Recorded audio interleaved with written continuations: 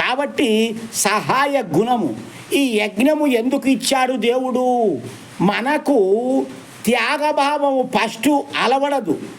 రూపాయలు ఖర్చు పెట్టలేము, ఎవరికి ఇవ్వలేము, ఒక 10 రూపాయలు దానం చేయలేము.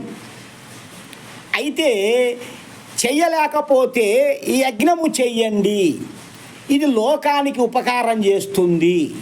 యజ్ఞము చేస్తే ఈ డబ్బులు ఎంత పెట్టినా కూడా అంతా దేవునికి లోకానికి ఉపకారం కలుగుతుంది. అప్పుడు ఏమవుతుంది? మనము చేసిన మంచి కార్యానికి మనకు ఫలం ఇస్తాడు దేవుడు.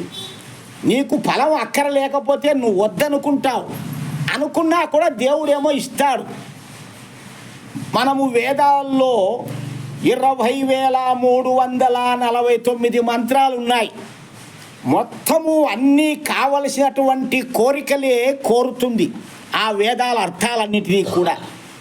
ఏ కోరికలు అంటే మనకు కావలసినటువంటి నిత్య జీవితంలో కోరికలే కాక లోకానికి మేలు చేసే కోరికలన్నీ కూడా ఎన్నో కోరుతాడు జీవుడు ఈ మంత్రాలతో.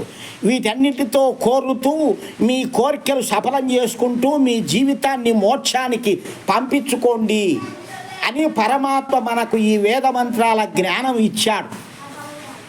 ఇది తెలుసుకొని మనము యజ్ఞానికి కొంత పెడతా ఉంటే తర్వాత మన దగ్గర దండిగా అయినప్పుడు ఇతరులకు, లేని వాళ్లకు, ఏదైనా ఇబ్బందుల్లో ఉండే వాళ్లకు సాయం చేయడానికి కూడా బుద్ధి పుడుతుంది.